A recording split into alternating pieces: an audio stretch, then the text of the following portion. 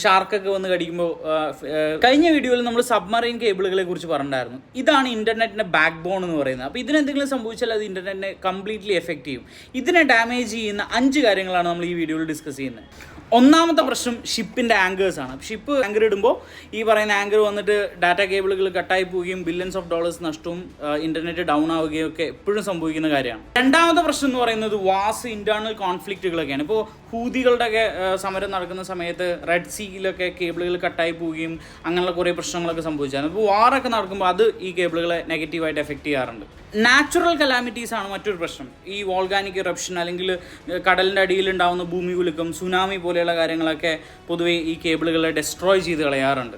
അതുപോലെ തന്നെ ഈ ഷാർക്കൊക്കെ വന്ന് കടിച്ചിട്ട് ഇപ്പോൾ അങ്ങനെ നടക്കത്തില്ല. സ്റ്റീൽ ആർമറൊക്കെ വെച്ചിട്ടാണ് കേബിളുകൾ ബിൽഡ് ചെയ്യുന്നത്. അതുകൊണ്ട് ഷാർക്കിൻ്റെ കടിയൊന്നും അങ്ങനെ ഏൽക്കത്തില്ല. കേബിളുകളുടെ ഒരു ആയുസ് എന്ന് പറയുന്നത് 25 വർഷത്തോളമാണ്. അത് കഴിയുമ്പോൾ പൊതുവെ ഈ കേബിളുകൾ മാറ്റാറുണ്ട്.